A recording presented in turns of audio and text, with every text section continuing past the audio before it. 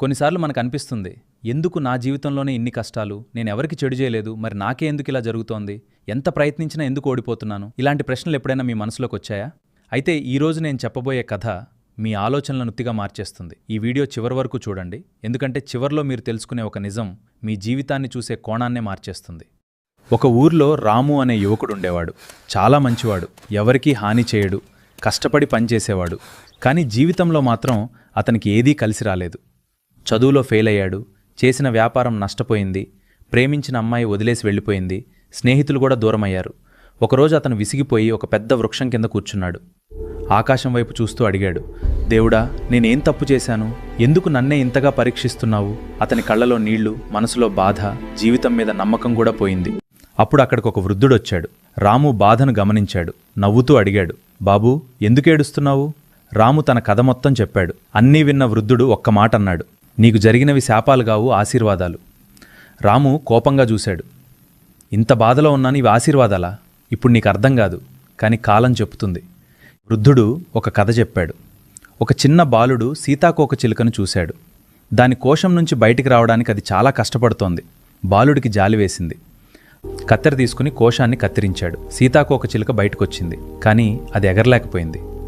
ఎందుకంటే ఆ పోరాటమే దానికి రెక్కల్లో బలం ఇవ్వాల్సింది, కానీ జీవితాంతం ఎగరలేకపోయింది. వృద్ధుడు రామును చూసి చెప్పాడు, జీవితం నీకిస్తున్న కష్టాలు నిన్ను కింద పడేయడానికి కాదు, నిన్ను ఎగరడానికి సిద్ధం చేయడానికి. కొన్ని సంవత్సరాలు గడిచాయి. రాము మళ్లీ కష్టపడ్డాడు. ఈసారి ఫెయిల్ అయినా ఆగలేదు. ప్రజలు నవ్వినా పట్టించుకోలేదు. ఒక్కో అడుగు ముందుకు వేశాడు. ఒకరోజు అతని కష్టం ఫలించింది. అతను విజయవంతమైన వ్యక్తిగా మారాడు. ఒక పెద్ద కార్యక్రమంలో మాట్లాడే అవకాశం వచ్చింది. వేదిక మీద నిలబడి అతను ఒక మాట చెప్పాడు, నాకు జీవితంలో వచ్చిన కష్టాలు లేకపోతే ఈరోజు నేను ఇక్కడ ఉండేవాణ్ణి కాదు. ఆ రోజు అతనికి వృద్ధుడి మాట గుర్తొచ్చింది. శాపాలు కాదు, ఆశీర్వాదాలు. ఈరోజు ఈ వీడియో చూస్తున్న మీకు కూడా బహుశా ఏదో ఒక బాధ ఉండొచ్చు, ఉద్యోగం లేకపోవచ్చు, డబ్బు సమస్య ఉండొచ్చు, ఎవరైనా మిమ్మల్ని వదిలి వెళ్ళుండొచ్చు, మీ ప్రయత్నాలు ఫలించకపోయి ఉండొచ్చు.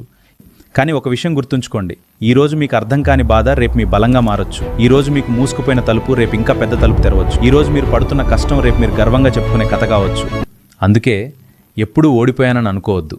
మీ కథ ఇంకా పూర్తి కాలేదు. మీ జీవితంలోని గొప్ప అధ్యాయం ఇంకా మొదలు కాలేదు.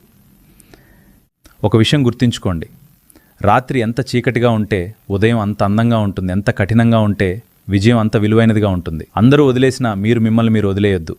ఎందుకంటే మీ జీవితాన్ని మార్చగల వ్యక్తి ఎవరో కాదు, అద్దంలో కనిపించే మీరే.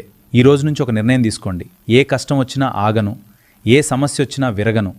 ఎందుకంటే నా కథ ఇంకా ముగియలేదు. జీవితం నిన్ను పరీక్షిస్తే భయపడకు, అది నిన్ను మరింత బలంగా తయారు చేస్తోంది. ఇలాంటి హృదయాన్ని హత్తుకునే మోటివేషన్ వీడియోల కోసం ఇప్పుడే మా మడగల రీమిక్స్ ఛానల్ను ఫాలో అవ్వండి. వీడియో నచ్చితే లైక్ చేయండి, మీ అభిప్రాయాన్ని కామెంట్లో చెప్పండి.